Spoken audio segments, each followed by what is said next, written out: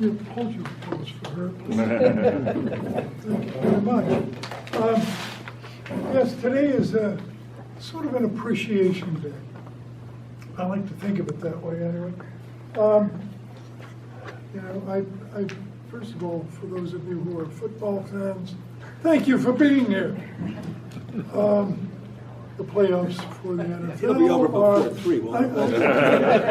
No, it starts at 2, and that scares me. But it's all right. You know, appreciation of Matthew Lyon is extremely important for all of us. And I wonder why so many people in this town are saying, Matthew who? Matthew, and they're from Fairhaven. And they were born here.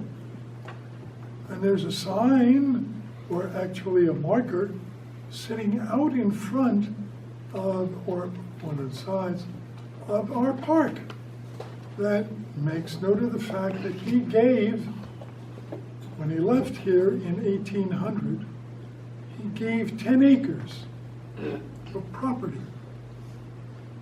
He had about 400 at one point.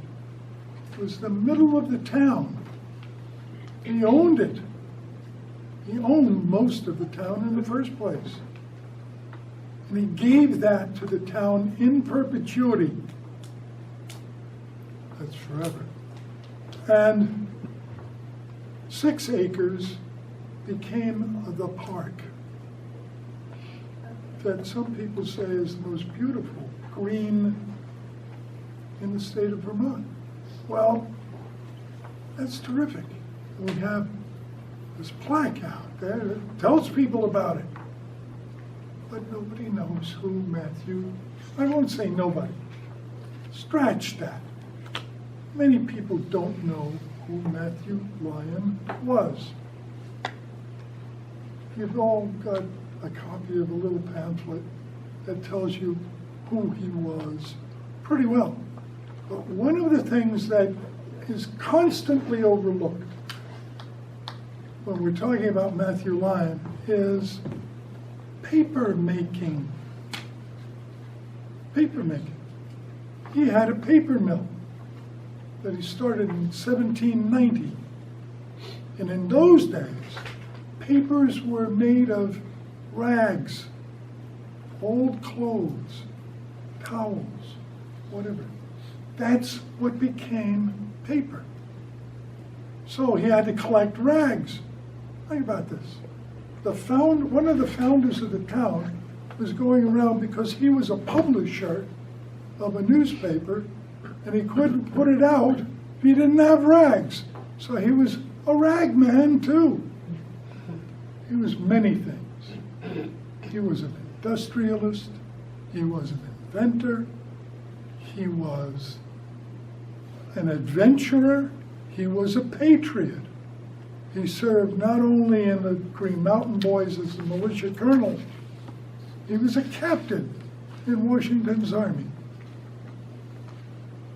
But paper making was something that was constantly overlooked, and it still is.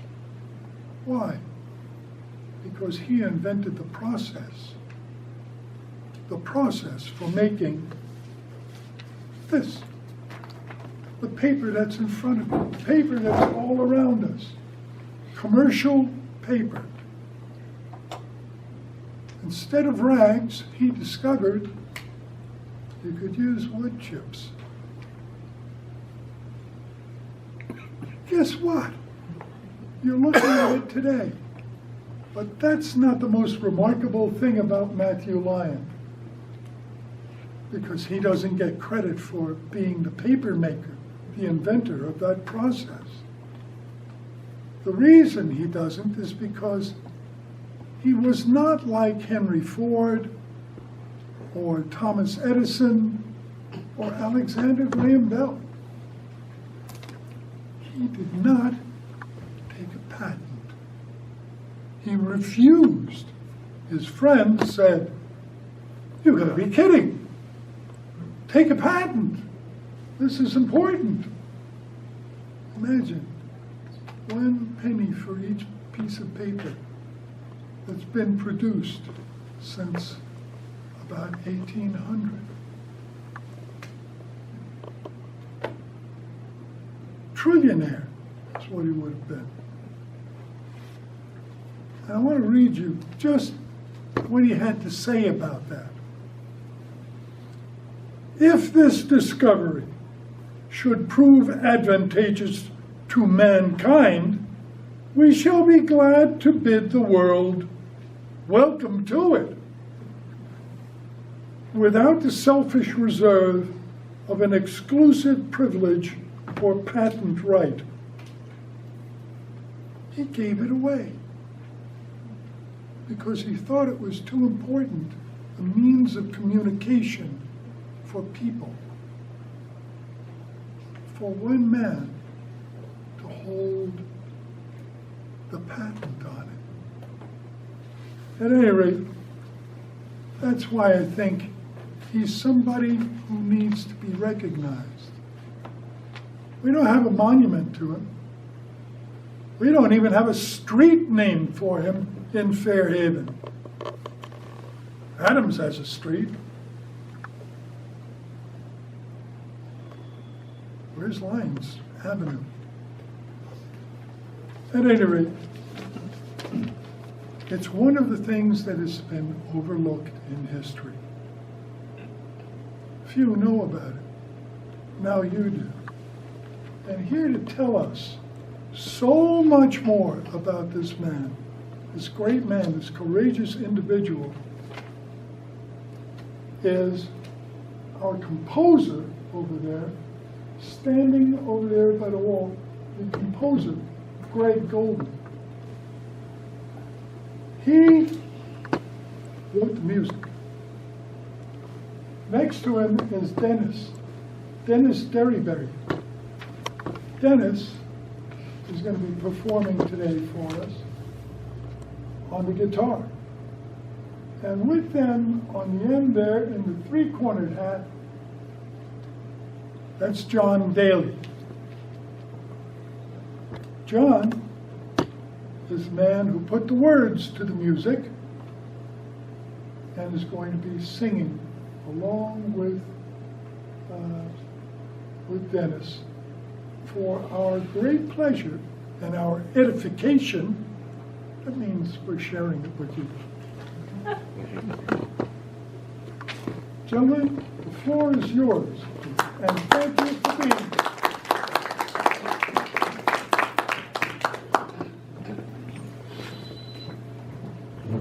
Hello, my name is John. Greg Goldman is the composer, as mentioned. Dennis Derryberry is our wingman. He's actually in a band with me. I'm also a piano tuner. If anyone needs a piano tune, let me know. That's what I do for my day job. And you're talking about the paper making. We put out a 30-song concept album about Matthew Lyon. That song is called Rags. Yeah, and his advertisement that he published in his newspaper was the opening stanza of that song. So I'll share that with you later. But yeah, phenomenal person. If they forbear their neighbor to devour, 'tis not for want of will, but want of power. That is a quote from Jur Divino by Defoe, published in 1706. It is also the header of a newspaper published in Vermont. That newspaper is The Scourge of Aristocracy, which was published in this town on a printing press purchased from Benjamin Franklin. And the typeset letters of The Scourge of Aristocracy were made from melted down bullets of the Revolutionary War. I defy you to find me a better example of the value of free press than Matthew Lyon's bulletin. The Scourge of Aristocracy was published by one of the most famous, infamous, and now forgotten founding fathers. He was an immigrant, an orphan, a soldier, an industrialist, and a statesman. He's also the only congressman in the history of the United States to win re-election from jail. When one learns this fact, that a congressman won re-election from jail naturally, the question is, well, how did he get in jail?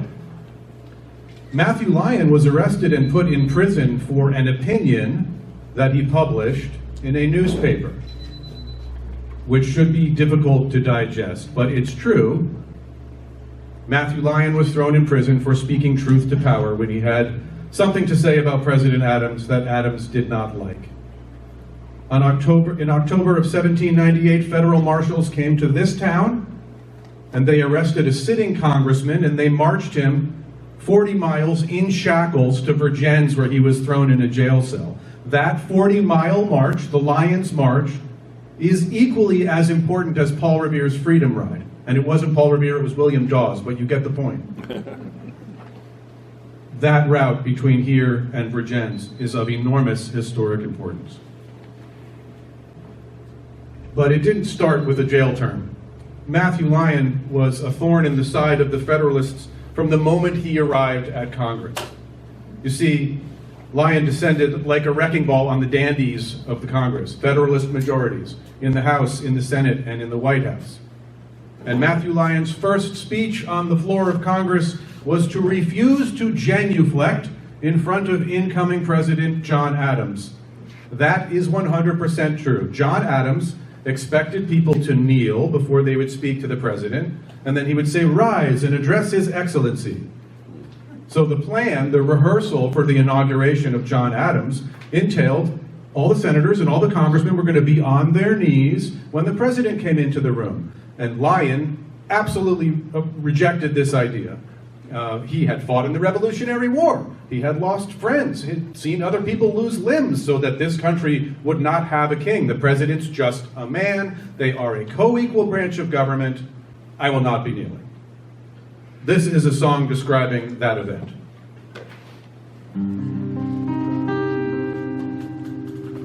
The tradition of the House upon inauguration, the members shall attend the audience of the President. At such time it is common to fawn on his agenda for the blessing to have served, but Lyon has none of that.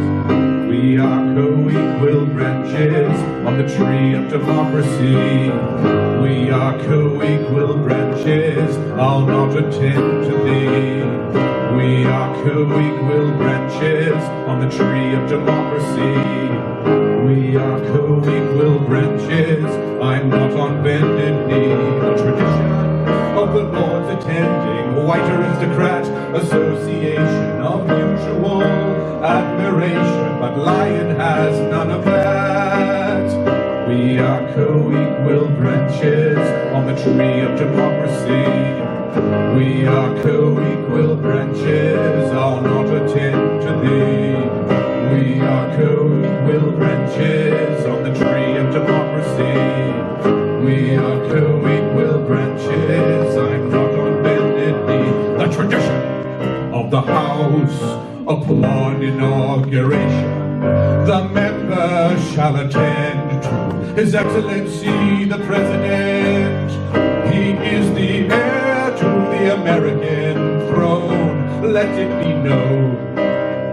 We have a traitor here.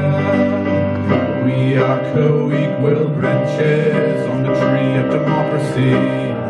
We are co-equal branches, I'll not attend to thee. We are co-equal branches on the tree of democracy. We are co-equal branches, I'm not on bended knee. We are co-equal branches, I'm not attend to thee. We are co-equal branches, I'm not on bended knee. We are co-equal branches, I'm not attend to thee. We are co-equal branches, I'm not on bended knee. We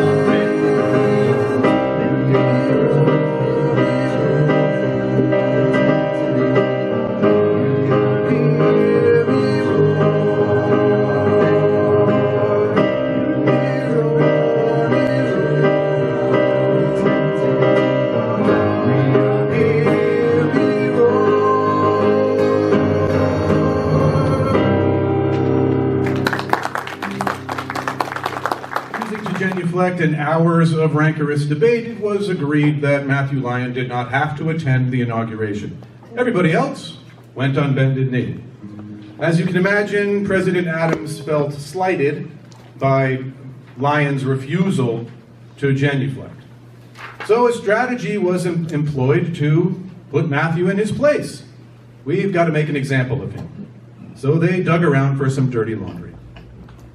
Matthew was a Green Mountain boy serving in the militia before Vermont had statehood recognition. During one battle, an out-of-state general, General Gates, who would later be court-martialed for cowardice at Saratoga, General Gates ordered the Green Mountain boys to defend a wheat field in Jericho, Vermont, probably by the old mill. And against the orders of General Gates, Matthew Lyon ordered a retreat. There was an incoming force, overwhelming force of Native Americans that were allied with the British. When Gates found out that his orders were disobeyed, he was furious. He cashiered Matthew Lyon, stripped him of his rank, and awarded him a wooden sword of cowardice. So Matthew refused to kneel, making himself a thorn in the side of the Federalists. They found the dirty laundry about the wooden sword. Lyon had been in office for less than a year. Speaking on the floor of Congress while not in session, he was making remarks about the Federalist Party in general lying to their constituents. And in particular, he was talking about Roger Griswold of Connecticut and saying, hey, if you sent me to Connecticut for 6 months with the printing press, they wouldn't have this Federalist anymore. Griswold overheard him, took offense, and said, well, when you come to Connecticut, are you going to bring your wooden sword? Lyon pretended not to hear him. Griswold went over and laid a hand on Matthew Lyon, turned him to face him, and said, when you come to Connecticut, are you going to bring your wooden sword?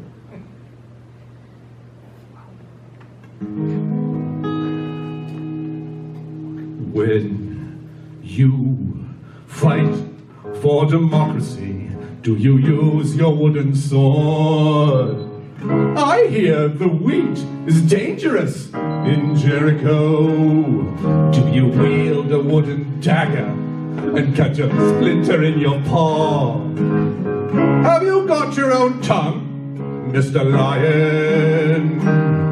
When you come to Connecticut to fight for democracy, will you brandish your mighty pine? Is it long enough for the job?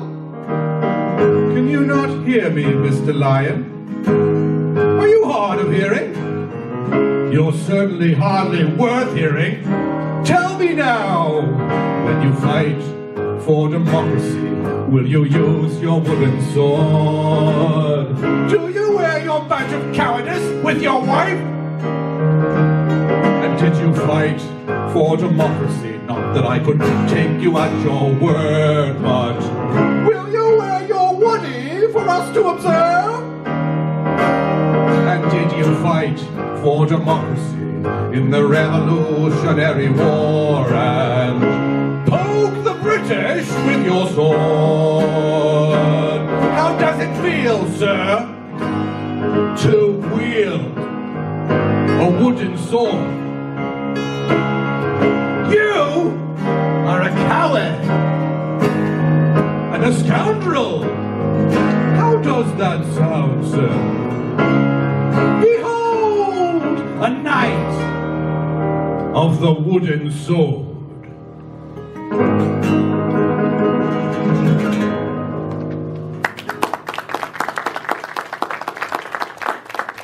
Matthew responded to this public insult by spitting in in Griswold's face on the floor of Congress. And from that day forward, he was known as the Spittin' Lion, or Spittin' Matt. Griswold stormed off the floor with a wad of tobacco on his face. There are newspaper caricatures of the time depicting the beastly affair. I'll pass this around, and you can see the delicate sensibilities of the Connecticut aristocrat and the beastly representative. If you look closely, you'll see the beastly representative is standing on the shape of Vermont. And this guy over in the corner, that's Peter Porcupine. So I'll pass that around. So Griswold made attempts to have Lyon punished for spitting in his face, but even the Federalist congressmen clearly understood, you're the one that started it. You laid your hand on him, you insulted his honor. If you want a reprise, you can challenge the man to a duel. It's an honor-based society. So Griswold, realizing that he would not get satisfaction, in February 15, 1798, while Matthew was sitting at his desk working, this would be in Independence Hall in Philadelphia, Griswold approached from behind and started beating Matthew on the head with a hickory cane. Matthew was a Revolutionary War soldier, so he got up, defended himself, made his way to the fireplace, grabbed the fire poker, disarmed Griswold, at which point Speaker of the House Dayton was calling for order. That's this one. Again, we can pass that around. The two men had to be dragged away from each other. Had Congress been in session, the consequences for both of them would have been much more severe. So the Federalists had tried to embarrass Matthew. That had not worked. Their next strategy would be to imprison him. President Adams wanted to be treated like a king, and laws were drafted and circulated that would have allowed governors to have lifelong appointments, congressmen and senators to have lifelong terms, and of course, the president would also become a lifelong title. That was the opinion of Thomas Jefferson. The first step in the plan was the Alien and Sedition laws. And the Alien and Sedition laws allowed the president to bar immigrants, expel immigrants, and incarcerate the press. The immigrants they were scared of at the time were the Irish and the French. I don't know if you've seen Vermont. A lot of us. So Matthew Lyon was running for office, or running for re-election, and there was kind of a bait and switch that was done where he submitted part of his stump speech to a newspaper, and they withheld publication until after the passage of this law, the Alien and Sedition law.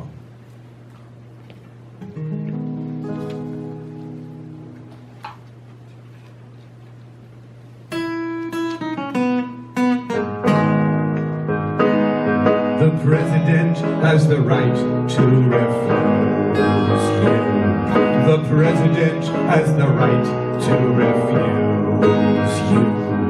His Excellency, the president, may imprison any person who shall print or publish against this government. The president has the right to refuse you. The president has the right to refuse you. His Excellency may expel by such alien-born persons, but he may judge to be dangerous to his rule. The president has the right to refuse you. The president has the right to refuse you. Disrepute, I refuse you. You intend to stir sedition, I refuse you. By this rightful law, I can imprison those who clearly threaten me or the peace and security. The president has the right to refuse you. The president has the right to refuse you. As I draw my quill upon this legislation, it is no accident, the day of its creation. Happy birthday, Mr. Lyon!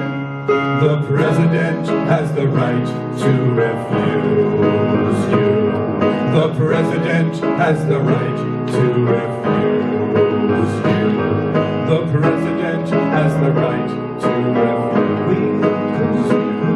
The president has the right to refuse you. The president has the right to refuse you.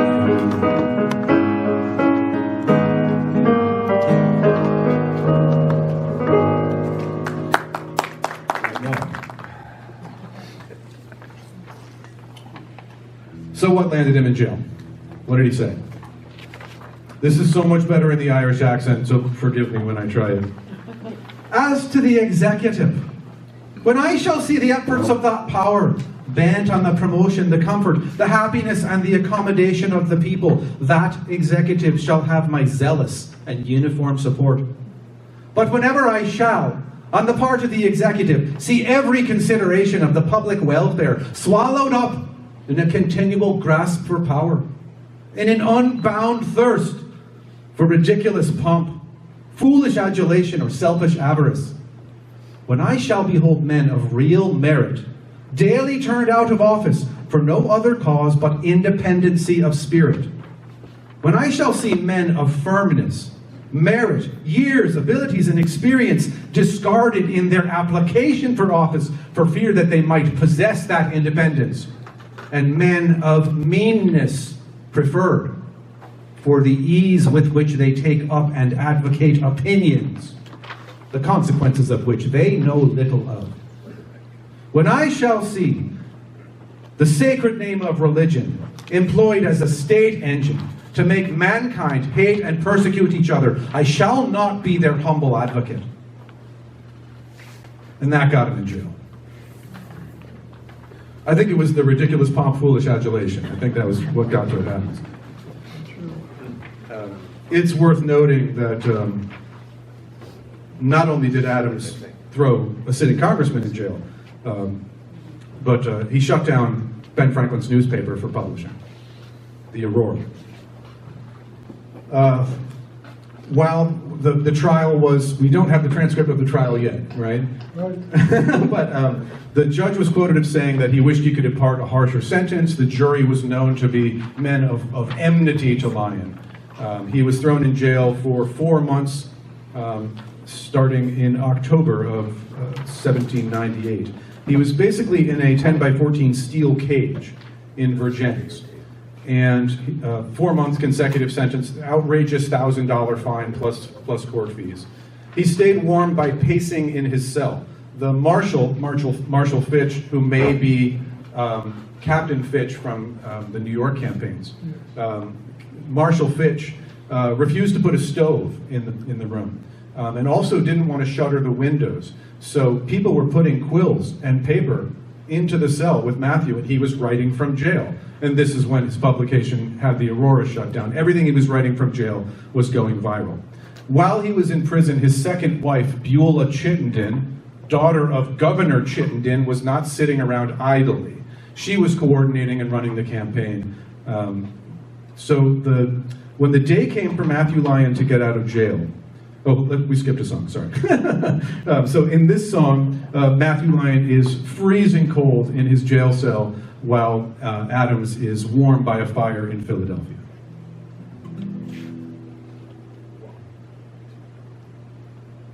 Have enough money, all that power to your head.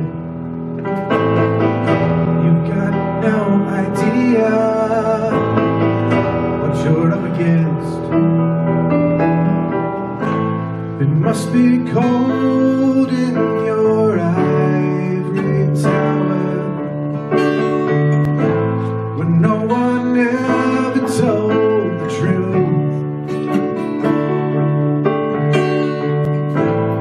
Far below in the rising water, no one gives a damn for you.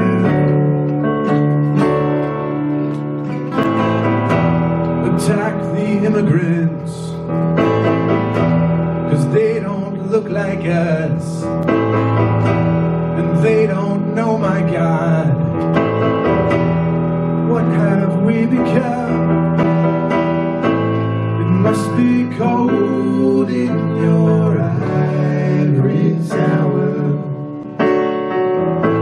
when no one ever told the truth.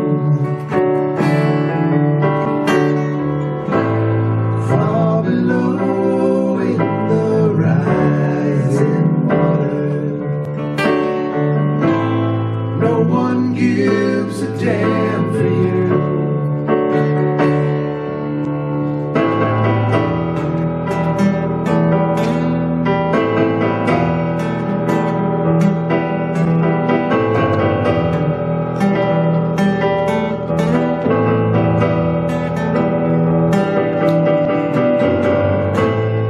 Must be cold in your ivory tower, when no one ever told the truth. Far below in the rising water, no one gives a damn for you. So let's get one thing straight. What makes our country great? Our right to criticize is beyond compromise. It must be cold in your ivory tower, but no one ever told the truth. Far below in the rising waters, no one gives a damn for you.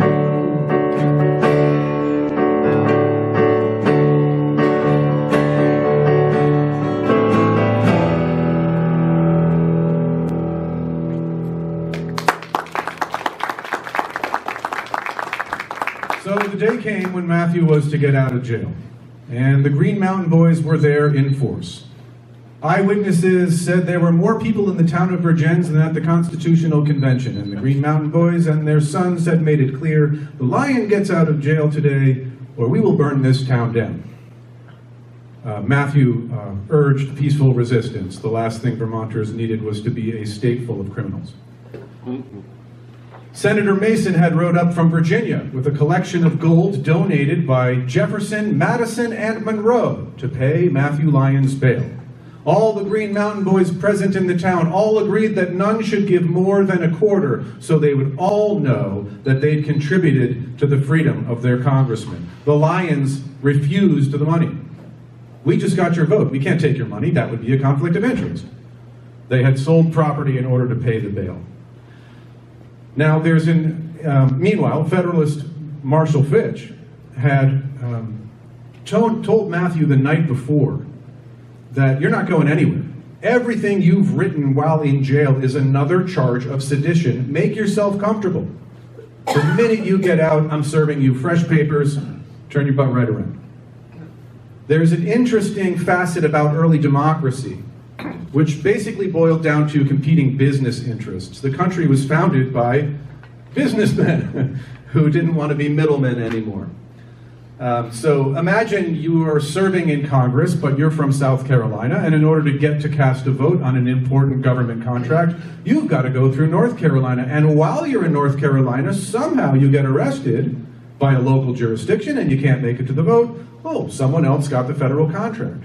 Those competing business interests meant that in very early democracy, if you were a federal employee on your way to work, on your way home from work, there was no local jurisdiction.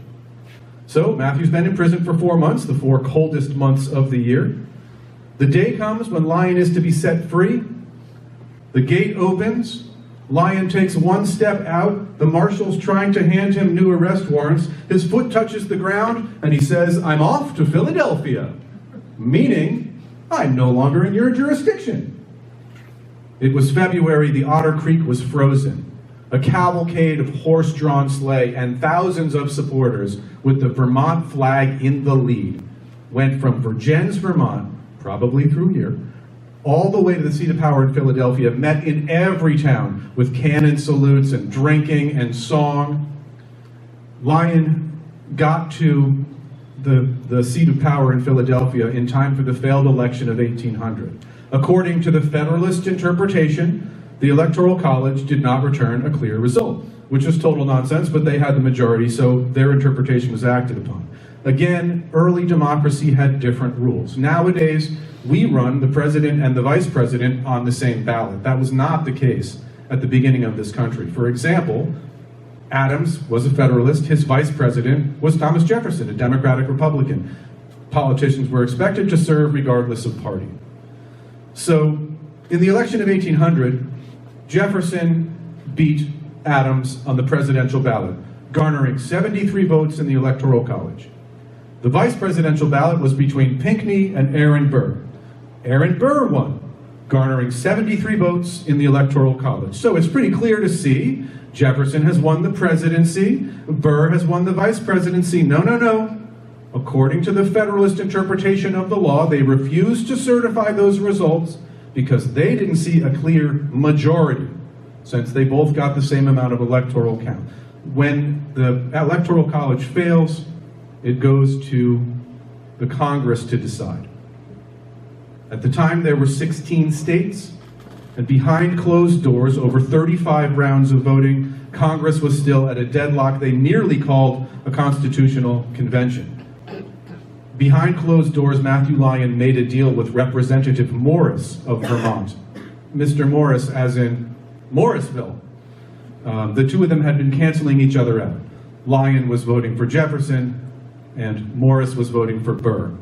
So they made a backroom deal in order to break the deadlock. Matthew pledged that he would leave Vermont. All of his power and industrial infrastructure would be gone if Morris would simply leave his ballot blank.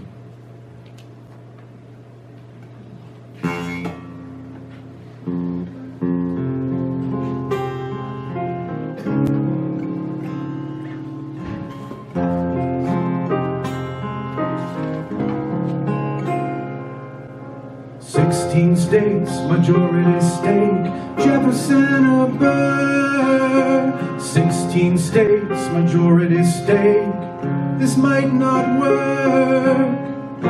Electoral college with no return. So it falls on Congress's shoulders.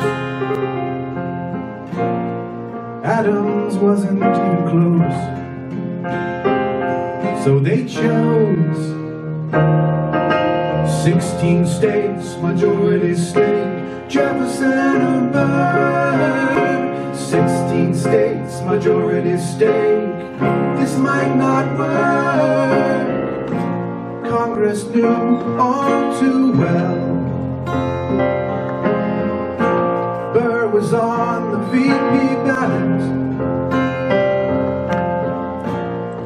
losing party over state. Vote after vote, tied 8-8. So it goes. 16 states, majority stake, Jefferson or Burr. 16 states, majority stake, this might not work.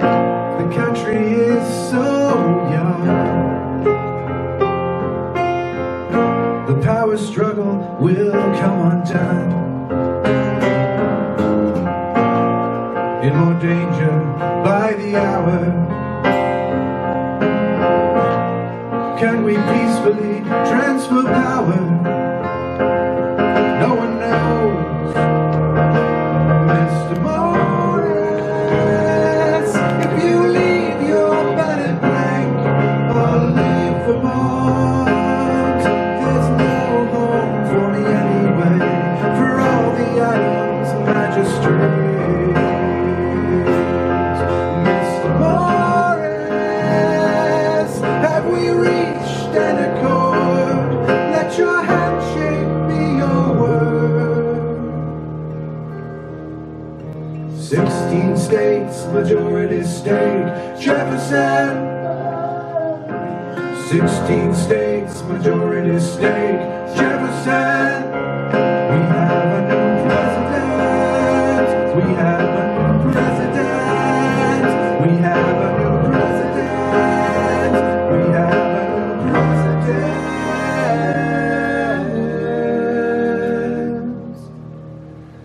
Jefferson.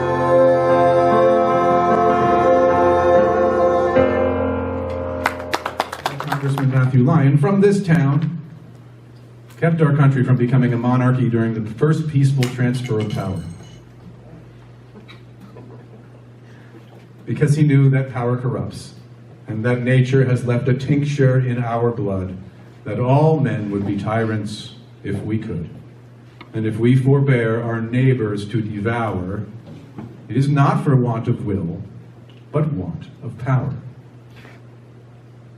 Thank you. There is one note I want to read to you.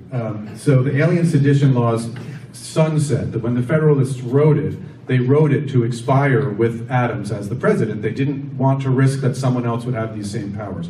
So, nowadays inauguration is on January 20th. Back in the day, it was on March 4th. So Matthew Lyon published this letter publicly in a newspaper. It's March 4th at 12:01. Adams' administration has been over for 1 minute. I'm not going to try the Irish accent on this one. Fellow citizen, Love it. you came to this administration, sir, under the most favorable auspices, at a time when this country was considered an asylum for the oppressed of all nations, when there was a great influx of foreign riches, industry, and ingenuity, when this country was happy in the freedom of speech and of the press, when the Constitution was considered a barrier against legislative, executive, and judicial encroachments, before offices, places, and contracts were considered an executive right of a favorite caste. Reflect a little, sir, and see these awful changes made in 4 short years. Your mad zeal for monarchy, your love of pomp, your unhappy selection of favorites, your regardlessness of the public treasure has divided the people into parties and fostered among them envy, malice, and rancorous hatred toward each other. Under your administration, sir, a system of appointments has been established by which implicit faith in your infallibility and knack for discoloring the truth have become the only qualification for office or entitle a person to contract. Perhaps in no instance has our Constitution, our sacred Bill of Rights, been more shamefully, more barefacedly trampled on than in the passage of the bill called the Sedition Law. This, sir, was your darling hobby horse. By this law you expected to have all your follies, your absurdities, and your atrocities buried in oblivion. You thought by its terrorism to shut the mouths of all but sycophants and flatterers, and to secure yourself the presidency at least. But I'll happily have you disappointed. The truth has issued from many a patriot pen and press, and you have fallen, never, never to rise again.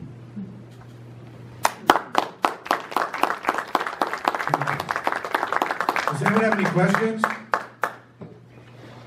Can I get a copy of that? Oh yeah.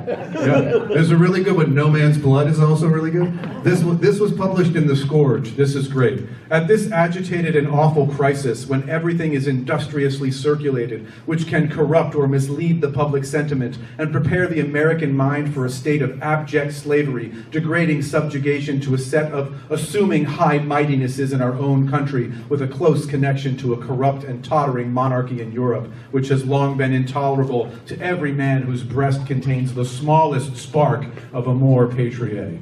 Oh, Matthew. I stumbled across Matthew Lyon. I'm a piano tuner, and I'm sure you might have noticed that everywhere in Vermont, all the roads are named after where they go. So if you're on Cemetery Street, head to Cemetery, School Street, Lake Street, River Road, even the towns. Richmond Road goes to Richmond, turn around, it's called the Heinsberg Road, keep going, it's called the Charlotte Road. So it's named after where it goes. So I'm in Vergennes, and I'm tuning on State Prison Hollow Road. And there's no state prison. And I asked the client that I'm tuning for, where's the prison? And he said, oh, they never built it. They thought about it. I'm like, no, that's not how it works. It's named after where it goes, not after what they're thinking of doing with the road. So I'm tuning this old piano in this old house. And it just crosses my mind that during Bernie Sanders' launch of his presidential campaign, he mentioned a congressman elected from jail. And I'm sitting there tuning this piano, imagining bars on the window of the room, thinking, what if I'm tuning in a jail cell for our congressman? It wasn't, it was an old mill. The big round thing by the river should have given that away. But the State Prison Hollow Road turns into the Vergennes Road, and the Vergennes Road leads right by the alleyway on Green Street, which is where the jail cell was. And then I started researching the guy. I've been singer-songwriter since I'm a teenager, and I knew there was a song here. So I started researching. I got every book I could find, and I recruited my friend Greg, who, we've known each other since sixth grade. And I was like, Greg, I've got this really idiotic idea. How about you help me write this musical? And when the surface tension broke, when I finished all the research, I felt like I was falling on a banquet table. I thought I was going to write a song or two.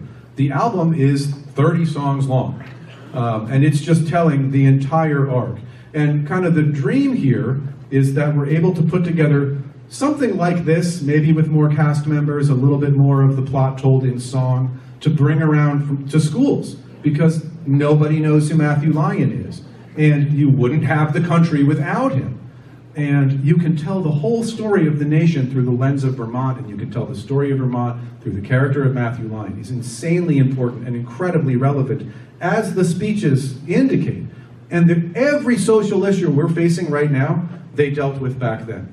All of it. There's so much we're not able to talk about just because of time and format. But thank you so much for having us here. Thank you, Dennis, for being the wingman. Yeah, if anyone needs piano tuning, let me know.